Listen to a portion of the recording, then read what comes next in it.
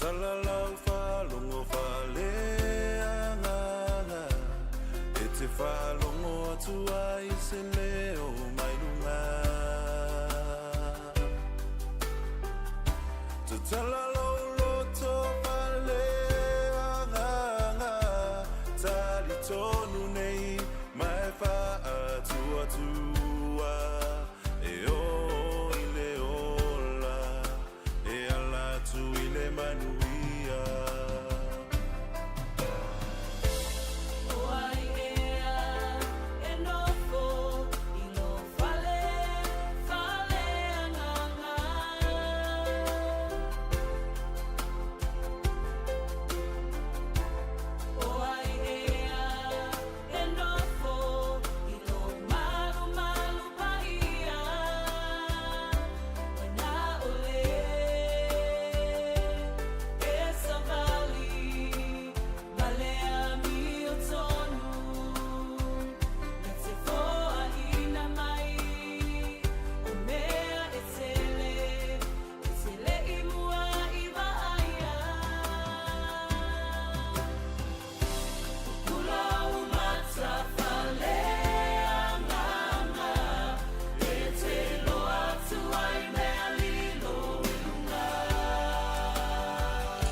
Hallelujah.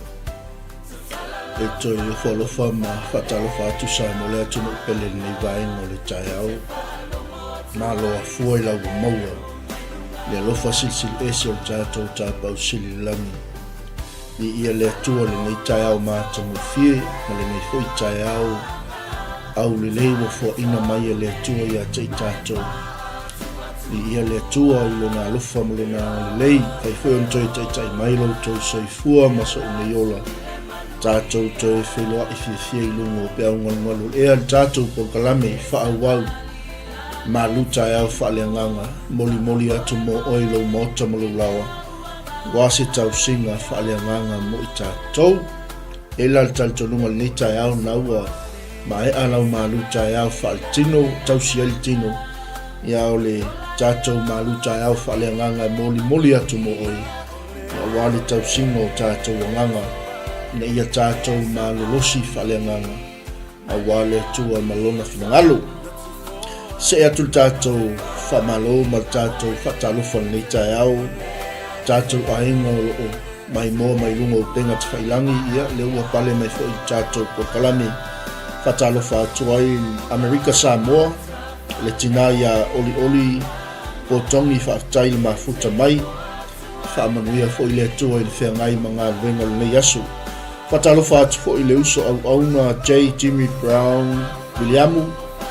Ia o le tātou paanga I Samoa o tātou whaamalusiau, whaasoa manuia. Whaatai le mafuta mai fo I nei Taeao, whaamanuia tele le tua ia o le uso au auna. Malo fo I le loto tele, mano le ngalue mo le tua malona finangalo, whaamanuia le tua. Patalofa atu fo I le whaltua ia laina lau I liu sangale, mafuta mai fo I le nei Taeao whaamanuia tele le tua ia o tofine ia I le whenga ia I fo I na fuafuanga o le nei aso. Patalofa atu I le tofine po tina ia Sara Lasalo mafuta mai nei Taeao whaamanuia tele le tua. Patalofa atu I le tofine ia Gemma Philly whaoltane ia whaafutai fo I le mafuta mai nei Taeao malo le usu. Malo le whaamalolosi ngā luenga matiu te whai o le nei Taeao.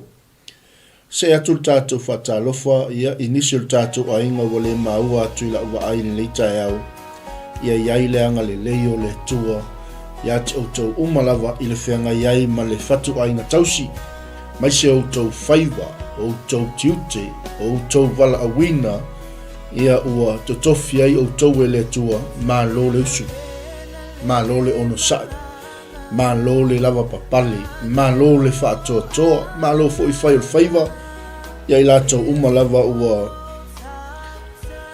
usu fo I ngā luenga le nei aso. Ia le tua e le ise me maua ma se file mu, ma lo le whaalongolongo ti ngā. Whatalofa atu nei Taeao le uso au auna, whaafawina tanielu ma futa mai o tara. Ia o te alufa tele mo o le uso au auna. ia whaamanuia tele le tua ia te oe male ainga. Le Taeao le a tātou taratara noa le tātou Malu Taeao Faaleagaga moli atu mo oe. E toi whaamanatu ia te oe Samoa. E toi whaamanatu ia te oe lou ainga i le tala le lei. O tātou o ame pasa o le mālo le tua. Ina ia auani ia veksea le whaiva lea mai tātou. Ia whaahea o tātou ulu, ma tātou wa ngai peilu ma ua umau na filifilia i tātou e lea tua. Ua umau na wala awina i tātou e lea tua. E whai ma ama pasa o lona malo. E whai ma so moni o le lii o Yesu Keriso. Le la ua tātou aulia mai le nei Taeao i le lofa ma whaamanianga le tua ia te oe malau ainga. Ia tātou wawa ai le fionga le tua tātou tuswai tau naua i lunga tātou 𝚗𝚑𝚏𝗏. Maua i le luka lom tau po sfun mal wha. Ia anga i la lul whai po lua sfuma lima anga i whai po tolu sfuma lua. Ina leo le anga i atua i tātou 𝚗𝚏𝗏. O le Malu Taeao Faaleagaga o tātou o ame pasa o le malo o le tua. We are true ambassadors of the kingdom of God. Whai auna e whesili lava o ia te oe po oe o san pasa o le malo le tua. Po oe o si sa o moni o Yesu Keriso. A wao le tātou whaiva lea o tātou wala awina lea mai le tua. Tātou te atu e whai no o malava mso. Alfasili o loo ta oto mo tātou nei Taeao. E whape wheo nei loa oe o se ampasa o le malo le tua. E whape wheo nei loa oe o se sa o moni o le malo le tua. E whape wheo nei loa oe o se apostolo o le malo le tua. Whape wheo nei loa oe o se au auna fola o le tala le lei o le malo le tua. Tātou wawa ai le fionga le tua le nei Taeao. Olo o momoli mai ai a te. Olo o momoli mai ai a te i tātou. Olo o momoli mai ai a te oe Samoa. Le awala. E a vea i tātou ma so moni o Keriso. A vea i tātou ma ampasa o le malo le tua. E sila i le fionga le tua. E se le whai ngofio ta i ala wa umonu whata oto mai e le tua ia te i tātou. Whai mai le fionga le tua. A wao se e wha maua lunga o ia te ia. E wha maua lalo ina lea. A o le wha maua lalo e ia te ia. E wha maua lunga ina lea. O taiala ia wa umana au mai e Yesu Keriso. I ona soo. Ia i lato uma o e muli atu ia te ia. Ia i lato uma o e ua ta ua o ame pasa o le malo le tua. O le loto maua lalo. O le tatou wala lea i malo. O le tatou whaalupenga lea. Whai e ona ta ua i tatou o so moni o Yesu Keriso. Ma vea i tātou ma ame pasa o le malo le tua. Tātou te fola atu. Le tala le lei o le file mu. Tātou te fola atu. Le tala le lei o le alofa tu no le tua. Tātou te moli mau atu. Le tala le lei o le maliu. Tanumia. Ma le toe soifua manu malo mai o Keriso mai le oti. Whaolaina ai tā ua. Maua ai lo tātou saulotonga. Maua ai ma tātou whaolatanga. Oi, amu ia oi, amu ia. Lea e maua lo tāwa noa. E whai ai o tātou tiuti. O tātou o amapasa o le malo le langi. I ia le lii. Ni ia le tua. Ia whatalofa atu i le tofine ia ula whalengi. Pale mai fo il tātou nanga le Taeao alofa tele atu mo o le tofine. Ia whatalofa atu fo i le tina ia folole fualau mafuta mai Australia. ia whaatalofa atu I le teine Sydney lea me Australia vi ia le atua le ni Taeao ioi. O le tatou wala le I Malu fe meila fionga le atua ai fia sili au auna ai fia pule tautua fe mei upo atoe ina po o upo Samoa o le ala I le pule o le tautua a fia avea oe mamua mua muli muli mi ia le atua le lau a fetalai e sui o na soo I le mata upo o luka le mata upo suma fali tatou te iai ina ua a o atu Yesu I ampasa o le malo le atua o na soo maila I o Yesu o se le avelona sa tauro ma ua le muli muli mai a Taeao e le mawhai o na whai o ia mo so Samoa e le mawhai o na tā ua I tātou o ampasa o le malo le tua e le mawhai o na avea I tātou maso o moni o Yesu Keriso pe a tātou le muli muli atu I a te ia na wha o ao I ona ala ni ia leli a wao se wha maua lunga e ia I a te ia e wha maua lalo ina lea a o le wha maua lalo e ia I a te ia e wha maua lunga ina lea o mea ia na fola fola atu Yesu I ona so o mea ia na fetalai atu Yesu I ona so ina ia sauni I lātou ia tāpena I lātou a wale ngā luenga fola fola o le tala lelei ni ia leli o le fesili la mo I tātou nei Taeao Samoa ua manino ufaiva faso ua e malamalama I ufaiva fa ampasa o le malo le atua le angai tau tātou malamalama a whai o au so a whai o tātou o so o moni o Yesu Keriso mai Yesu o se le avelona sa tauru ma ua le muli muli mai a Taeao e le whai o ia mo so e oi o le Keriso le nā le tātou te au nai o le tupu le nā o le malo le tātou te au nai tātou wawa ai fo le I whai ngā malo le laulangi nei e tofu ale whai ngā malo ma le ampasa I lea malo ma lea malo ma lea malo e iei le ampasa o Samoa I New Zealand nei e iei le ampasa o New Zealand I Samoa e iei le ampasa o New Zealand I Australia e iei le ampasa o Samoa I Australia e iei le ampasa o Australia I Samoa o le alo lātou tiutei o I lātou ia lātou te tu le foi mua e whaalau I loa atu le malo Samoa I Australia le malo Samoa I New Zealand nei ai whaafifea I tā ua ke wisiano Samoa o tātou o ame pasa o le malo le atua o le tātou tiute ma lo tātou matafa I oi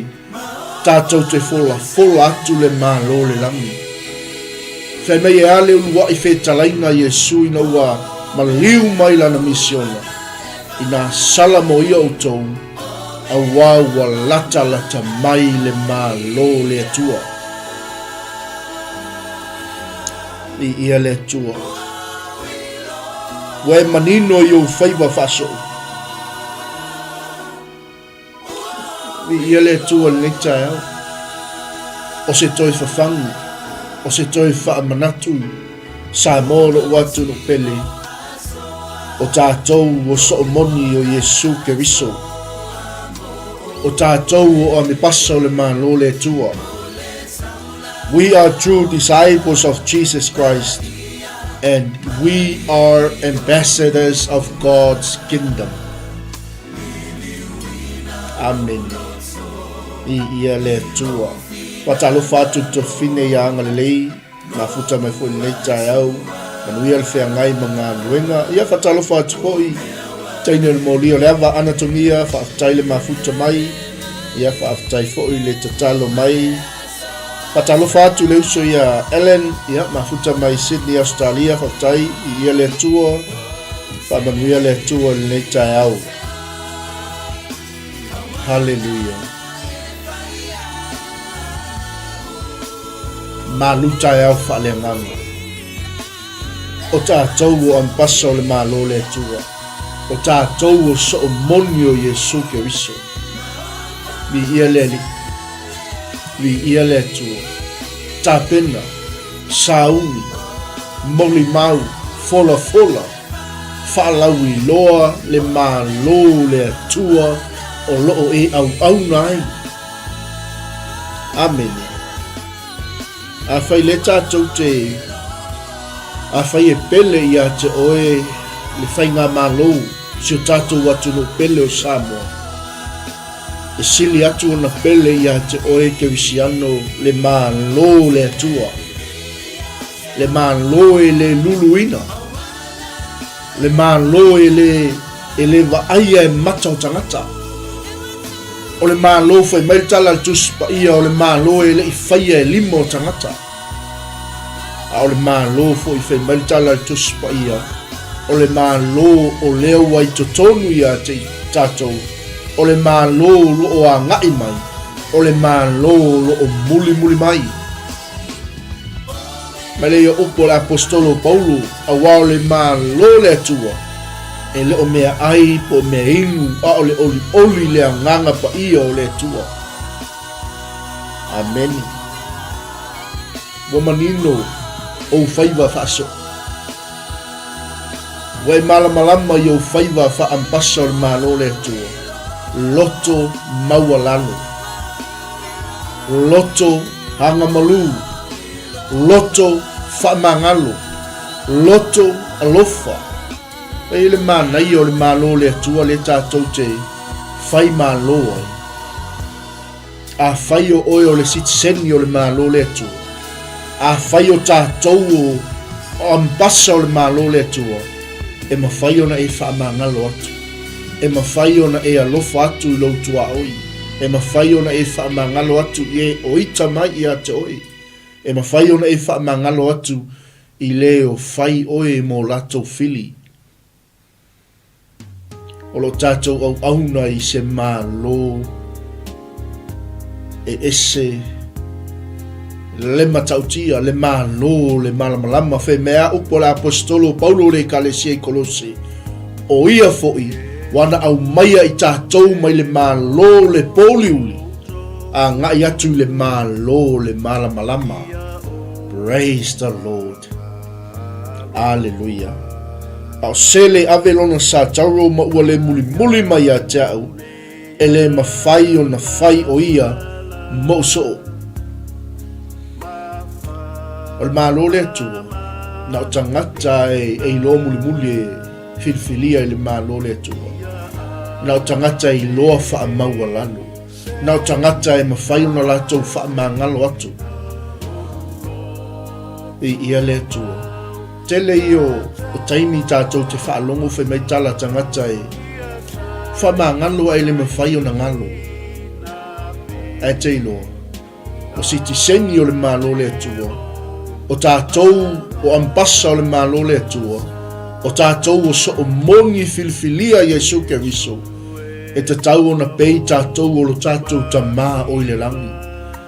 A o na tātou sala mo e le toi mana tua e le tua tātou wang sala. Whai mai le tala la fionga le tua e whaapeo na wawa mau o sa e masisifo e le toi mana tua e le tua o tātou anga sala. Ia o ila tātou whai me whaamangalo ai le ngano. E ina wa vea i tātou ma ampasa o le malo le tua. Whai tātou ma so moni o Yesu Keriso. We are serving a kingdom of forgiveness. O le malo whamangalo. Ai foi le malo laulangi nei. Le ai fe taua. Le ai fe lu iai. Le ai fe losi iai. Ai sea. Le ai se whamangalo. A o le malo le atua le tātou te au au nai. O le malo whamangalo. o le malo le alofa tūnoa o le tua. Io ne ia whainga malo lalang ne tala noi le alofa. Ai le o atangia mai le alofa I ukum whamtalanga. Lo tātou wawa ai. E le nao Samoa fo. E wheo lolo fo I Samoa isi whainga malo lalang ne. Amen. Ai e manino Samoa I o whaiva whaampasa. Ia e manino Samoa I o whaiva whaaso o moni o le tala le lei. Io e. Le anga Yesu ana whetalai. Wao se whaamaua lunga o ia te ia. E whaamaua laloina lea. A o le whaamaua lalo o ia te ia. E whaamaua lungaina lea e le tua. Whetalai mai ai lea nganga o le tua. Whataua le aveo I tātou ma ampasa o le malo le langi. Amene. Te iloa le soifuanga le tātou te iai. Te lo tangata e whinau. Te lo tangata e tausini oi. I tō whinga ia wha le malo. Ampasa o le malo Samoa. O whaipule o le. E te iloa le malo le atua. Nauna e sala moa. Muli a Yesu ke wiso. E ko meki ale avea o e mampasa o le malo le langi. Amen. Aleluia. Ioi. Moni lava. Whasoa al tātou ainga nei Taeao. Te le tangata e tala noa I le. Tala noa I le afionga le tua. A le afionga le tua o lo iai to tonu ta iala o umon fata oto le tua mo ampasa o lo na malo. Amen. O aina ia mua I faa o ao mai a te tātou. Ti ute ma whaiva o ampasa o le malo le tua. O Yesu ke wiso. Ea, na whitongi maa. Na whianu iai tangata. Na upu leanga iai tangata. Na mio leanga iai tangata. Aina o tau nuu Yesu I lungo le sa tauru. Ma ia tangi atu I lona tama. Lo tama ai. Ua tau nuu. Ia whai le nei mo oi. Loto whamangalo. Loto maualalo. Loto le au auna. Ampasa le malo le tua e le loto au auna. Le ango Yesu na sauma wha o ia te tātou. E le sau o ia ina ia au auna mai tangata ia te ia. Aina sau ina ia au auna atu I tangata. Amene. Ni ia le tua. Malu Taeao Faaleagaga na mo tātou sa molo watu pele. O tātou o ampasa o le malo le tua. O so o moni o Yesu ke wiso.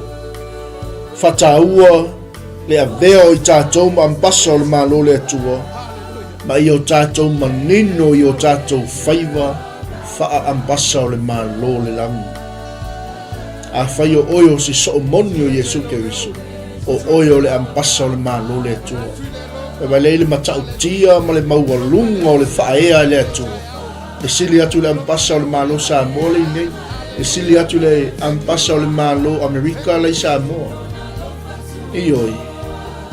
A vea ai tātou ma sitiseni o le malo le li. Tātou te anga waa I so se mea. Ioi. Ia lufa mai le li. Ia fisoso ni atu isi o tātou a inga. Si o tātou watu no pele o Samoa. Ia tātou soo ia Yesu. Ioi. Ia tātou fōlinga I le tua. Le anga o ia na wala awina I tātou. O ia na saunia I tātou. O ia na whaaupinga ina I tātou. Leo o tātou manu maloa ia iai. Le tele o lo I tau ma tofotofonga o tātou savalinga. Pi ia le li. Faila ua e manino yo favor whaampasa o le malo le li. Wa yailo whataua i le avea o e maampasa o le malo le tua. Seki. Hallelujah. Ia whatalo whatua i le uso au auna le sunga i le apostolo ia misa Ioannesone Johnson Ropati whaktai fo i le mafuta mai. Ia vi ia le li whatalo whatua i le sunga le whawhengainga tito maloso i fuamanuia te lofu tele mo o i le uso au auna ia whaktai fo i le mafuta mai le Taeao. Ioi. Malo nao le tua lo tato au auna ai. Hallelujah. Ole malo e le luluina. Malo lo tato au nai. Male mingau. Amen. Malo. Ole mala malama. Ole malo. Ole atua. Ole malo. Ole alupele. Ole atua. O Yesu Keriso. Maila i o tato maulna. O sele avelona sa tauro ma ua le muli muli mai a Taeao.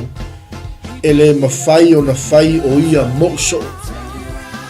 Alleluia. I ia le li. O le ukuna le tua mo tatou ne Taeao. Amene. Whataua le aveo i tatou ma so moni. Ma ia e malamalama ma ia e manino i o whaiwa whaampasa o le malo le li. Hallelujah. O Yesu foi lena ia si le whetalainga ma ia whai atu ia i le motu o tangata.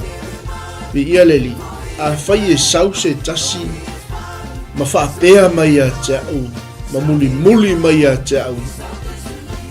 Ai ino o ia i lona tamā. Ma lona tina. Ma lona avā. Ma lana whanau. Ma ino i lona uso. Ma lona tua whawhine. Vi ia le li.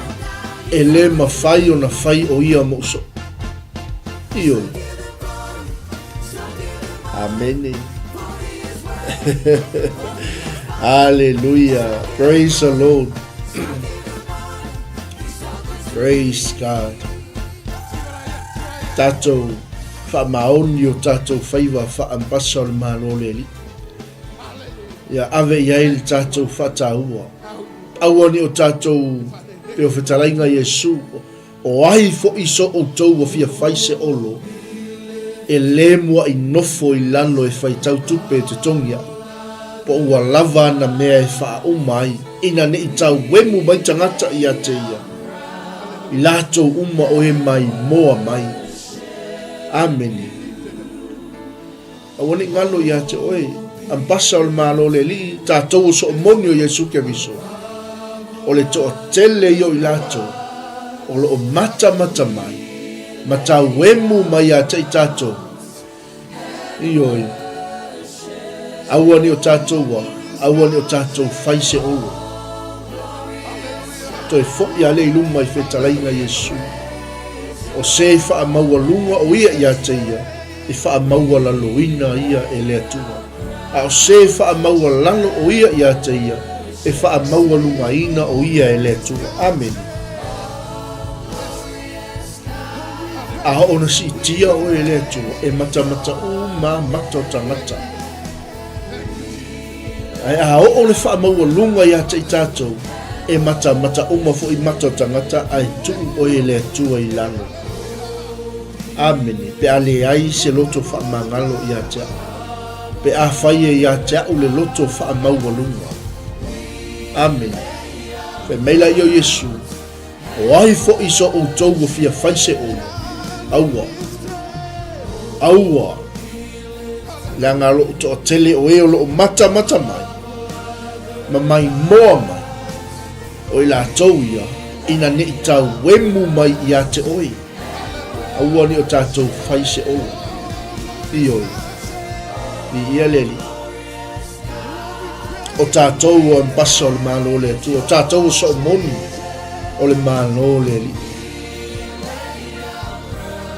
Hallelujah. E ho o lava i tupu. E ho o lava i ali. E ho o lava i tusi upu mwharasaio. Na haua i ailea. te talainga Yesu. Mai le Yesu. Amen. Yo o ile tupu. O ai le tupu. O le alu atu. E le mua inofo I lalo e filifilia. Pe mawhai a te ia. Maona tangata. O loo au auna ia te ia. O na tau ma le ua sau. O leo loo tau. Male maha lo le tua. Ia leli. Amen. Le anga o le tua. O ia o loo whaima. Tai tai. O le tua. Peon tatou whaaso le aso nafi. O ia. O loo whaima tai tai malanga o le tatou wholauma. Mana tua o ia o e wholau. Tatou mai le Taeao. Whata ua o whaiwa whaampasa. Ia e malama I o tiute mo whaiwa whaampasa o le mano le tua. Amen. Te loa ona e malama I o whaiwa whaampasa o le mano le li. E te le popole I se mea. Po le ale mamau. Po le ale le ngao wao se mea. E iai ale pulu nau ia te oina ia o le sa vali o le tala le leili tangata le nau. Amen. Bi ia leli. A ia tātou wa. A ia tātou whaatete o lo toa telele au mai moa mai. O lo toa telele au mata mai. Ina ne I tau wemu mai I lātou. A e malama I o whaiwa whaampasa o le malo le tu. O tātou o so o moni o Yesu ke riso. Oi, e te ata I whaafitauli, e te ata I matangi, e te ata I wha. Amen. E saule le mea te rufa o sangai, wa umana au mai e le tua I a te oe le tali.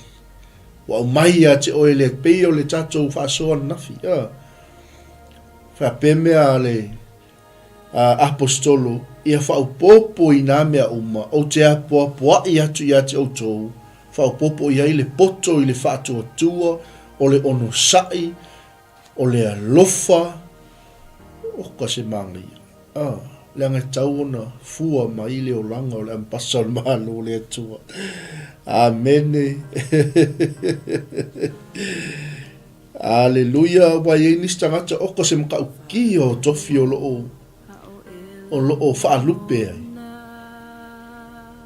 Ia sa oilola ia o le la unga le stoi ina. Ia ka kere fia ka ua kua langa I mamafa upu. Ale winga o tala. E loa le so o moni lo na fua. Amen. Pea malama Ia whaiwa whaampasa. Pea e whaata ua le avea o oi mampasa o le malo le li. Wa le spesili le iei.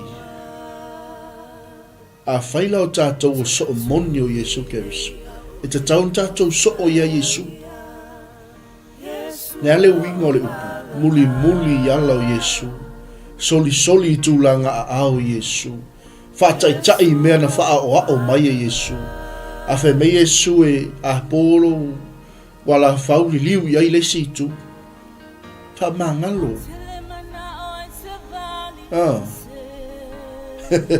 Alofa pe iai. Tatalo mo lato oka se mangi. Amen. A wai whaangai e tia ai tātou. E whaaloto tele ai tātou. E whaama losi ai tātou. Tātou te maua ai le manu malu. Ai fia sili au aunga. Ai fia pule tautua. Fe me asa pupu sa moa. O wao le ala I le pule. O le tautua. Ai fia mua a vea oi ma muli. O le malo le tua e mo umon fata oto e le tua I a principolo lona malo. E le so unga whanunu mia mai e le tua ta iala o lona malo mo tato. Amene. Bi ia le li. Ai fia nofo le nofoa. Loto mawalalo. Au noa ma le loto mawalalo. Ia le li. Ia te ilo tato Malu Taeao Faaleagaga na le Taeao. o sele avelona sa tauro mau le muli muli mai a Taeao e le mawhai o na whai o ia mo soo. A wao se wha maualunga e ia te ia e wha maua laloina lea. A o se wha maua lalo o ia te ia e wha maualunga ina o ia e le atua. A lofa mai le li. Ia e manino ma e malamalama i o whaiva wha ampasa o le malo le li. Ia wha tāua le aveo i tātou ma so moni o Yesu ke viso. Te wai ke savali e te manu malo, te tautala e te manu malo, te ngai ioi e te manu malo, e pupula atu o mata e te manu malo. Amen. Manongi o leola e o toi leola.